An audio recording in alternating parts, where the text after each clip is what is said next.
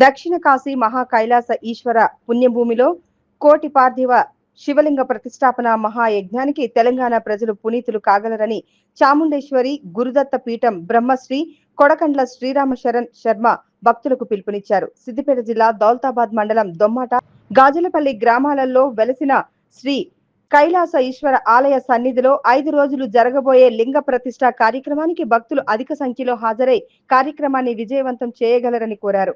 ఈ సందర్భంగా వారు మాట్లాడుతూ రజాకార్ల నాటి దేవాలయాన్ని వినూతన రీతిలో పూర్వ వైభవం తీసుకొచ్చి నేడు దక్షిణ కాశీ మహా కైలాసేశ్వరంగా తీర్చిదిద్దడం జరుగుతుందన్నారు. కాశీ క్షేత్రంలో 9 రాత్రులు పూజలందుకున్న 1 కోటి లింగాలను తీసుకొచ్చి మన కైలాసేశ్వర గర్భగుడిలో ప్రతిష్ఠించడం నిర్వహించడం జరుగుతుందని, భక్తులు అధిక సంఖ్యలో హాజరై స్వామివారి భక్తికి పాత్రులై ప్రసాదాలను స్వీకరించగలరని కోరుతున్నామన్నారు. ఈ కార్యక్రమంలో మాజీ సర్పంచులు అప్పవారి శ్రీనివాస్, కొమ్మెర పూజిత వెంకటరెడ్డి, కృష్ణారెడ్డిలు తదితరులు పాల్గొన్నారు. శ్రీ గణేశాయ నమః. వాగర్థావివ సంపృక్తౌ వాగర్థ ప్రతిపత్తయే జగతః పితరౌ వందే పార్వతీ పరమేశ్వరౌ.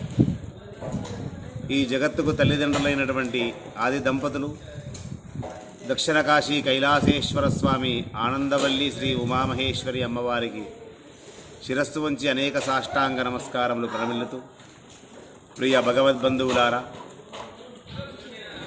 ఎంతో పరమ పవిత్రమైనటువంటి పుణ్యధామము, పుణ్యస్థలి అయినటువంటి దొమ్మాట గాజులపల్లి సమీపంలో గత 450 సంవత్సరాలు చరిత్ర గల దేవాలయము జీర్ణోద్ధారణ జరుగుతూ నూతన నిర్మాలయ ఆలయ స్వీకారం చుట్టాము. ఎంతో భవ్యంగా కార్యక్రమాలు జరుగుతున్నాయి. శంకుస్థాపన నుంచి ఇప్పటి వరకు చాలా అద్భుతంగా కార్యక్రమాలు జరుగుతున్నాయి. అయితే రేపటి నుండి 5 రోజుల కార్యక్రమము.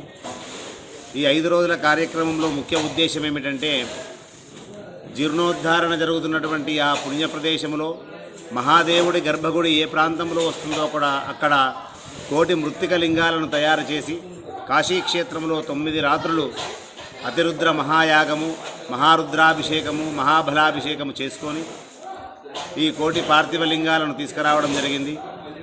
మరి కలియుగములో కలవు పార్థివ పూజనం అంటారు. మానవుడిగా జన్మించినటువంటి మనము ఒక మృత్తిక లింగానికైనా పూజ చేయాలన్నట.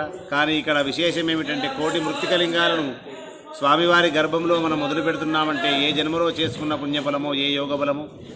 మరి రేపటి నుంచి జరిగేటువంటి 5 రోజుల కార్యక్రమముకు యావత్ భక్తజనులు, భగవద్బంధువులు ఈ పరమ పవిత్రమైనటువంటి ఈ కార్యక్రమంలో మీ వంతుగా మీరు మీ కరకమలములచే స్వామివారి చరణాల దగ్గర ఆ పార్థివలింగాలను సమర్పించి పునీతులు గండి పుణ్యం సంపాదించుకోండి.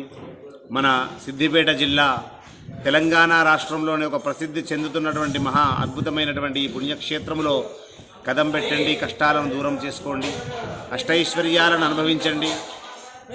ఐశ్వర్యం ఈశ్వరాదిచ్చేతన్నాడు, శివుడి ఆజ్ఞ లేనిది చీమైనా కుట్టదని శాస్త్రవచనం. మరి ఇంత గొప్ప దేవాలయం ఆ రోజులలో కట్టినటువంటి అప్పటి రజాకార్ల సమయంలో మరి పెకిలించి ఆ శివలింగాన్ని తీసేసి తర్వాత ఇంత గొప్ప ఆలయాన్ని మళ్ళీ నిర్మించుకుంటున్నామంటే ఇది శివలీలనే, అమ్మవారి యొక్క అనుగ్రహమే. మరి ఈ అద్భుతమైనటువంటి మహాఘట్టానికి యావత్ భక్త జనాభాలకి స్వాగతం, సుస్వాగతం. ఓం నమః శివాయ.